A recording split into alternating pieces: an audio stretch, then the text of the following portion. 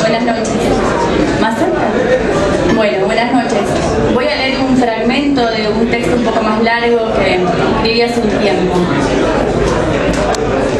No tenía nombre porque es un fragmento, pero se podría llamar El monstruo del Paraná o algo así. Sí. Si te arrimas al Paraná te traga. ¿Qué te pasa, nena? ¿Qué decís? El Paraná traga a la gente. Yo lo escuché. Lula no estaba hablando de temores. No era miedo a la oscuridad ni nada de eso. Ella hablaba de apariciones noctámbulas, de sombras que se dibujaban en la pared y que después se iban a morir al río. Aquella vez el fin de año nos encontraba en Piedras Blancas, un pueblito de pescadores a orillas del Paraná. No sé bien cuántos años tendría, pero recuerdo el traje de baño rojo y los corazoncitos.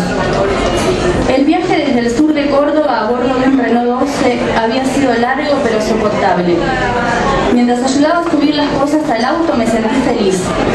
Un bidón azul a rosca importado de Porto Alegre iba adelante a los pies de mi madre y la conservadora al medio en el asiento de atrás, separándonos a mi hermano y a mí. En el Walkman sonaba Porcheto y cada 3 pasadas se tragaba la cinta. Fue en una de esas tantas veces en que me saqué el auricular para enroscar la cinta que le dije a Martín que el Paraná traga a la gente. Y no es que yo lo hubiera escuchado en algún lado, pero la noche antes del viaje me había despertado asustada. Un monstruo casi igual a Nessie, en la clase de inglés me habían contado la historia, se deslizaba hasta el medio del río mientras Martín me abrazaba. Él no lo veía y yo me había quedado muda. Tampoco parecía verme a mí y yo me desarmaba haciéndole señas apuntando al monstruo. Cuando por fin llegamos me di cuenta que el río era bastante más angosto que el lago ilustrado en el libro de inglés y según mi percepción un monstruo no podía pasar nunca ahí desapercibido. De todas formas mis pensamientos no podían apartarse de la versión autóctona de Nessie ni de Martín. Sentado del otro lado de la conservadora, la mirada perdida quién sabe dónde, mientras hacía un juego raro con las manos y con los pies. Un juego monótono y predecible. Mis ojos fijos en ese movimiento rítmico hasta marearme. Después respirar hondo. Con todas mis fuerzas contener el aire para evitar el vómito.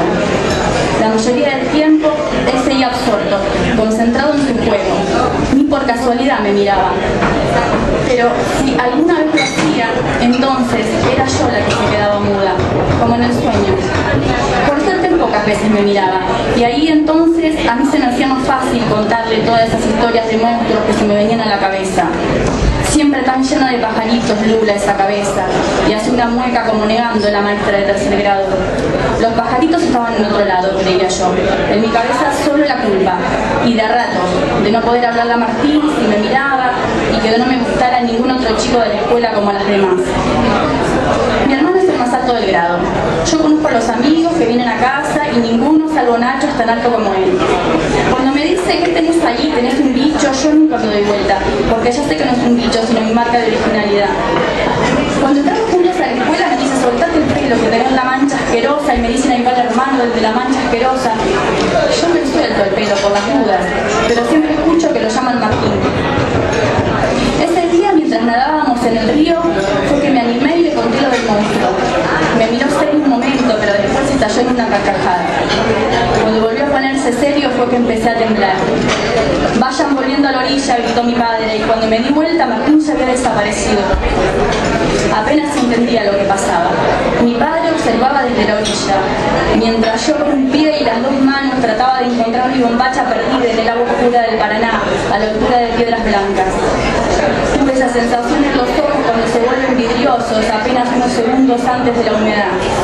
Comenzaba a sentir miedo y solo podía pensar en el monstruo. Y bueno, para terminar una síntesis de lo que fue lo que publiqué en NACA. Yo lo miraba desde la escollera y pensaba que él sería el único capaz de protegerme, de no guardarse nada en el intento. Algo así como tirar de a una a las piedras al fondo del agua y levantar un muro que nos separara del resto. Un muro de defensa, hija. Desde ahí inspira respeto el mar. Yo no quería defenderme, mucho menos si se trataba del oleaje, pero él no lo entendía y a mí me encantaba acompañarlo a tirar piedras al agua. A esa edad mi padre no tenía canas y yo le admiraba los brazos fuertes llenos de pecas. Quererle a él, querer cualquier cosa que dijera, estremecerme cada vez que la tranza iba directo al agua, pensar que era capaz de sentir lo mismo que yo. La mano rozando mi hombro al levantar el bretel y después virar la vista. Más rápido, hija, en media hora sale el sol y no habrá pique. Su condición de extranjero era difícil de explicar. Que voláramos todos por el aire, decía, que nos fuéramos todos al carajo. Mi hermano, yo, mamá y el sol de noche, todos al carajo. A mamá no había sol de noche que la salvara. Ella estaba siempre lista para amortiguar el golpe, a adueñarse de la culpa para purificarnos.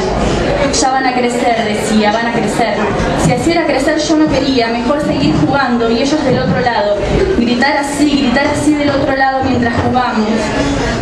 La mano de Martín roza mi pierna mientras se sienta. Me corro contra su cuerpo y él pega un salto que casi lo tumba de la silla. La sombra en la pared se parece a una sandía, dice justo cuando yo iba a proponerle el mismo juego de siempre. Cuando todos se duerman jugamos a adivinar. ¿Querés?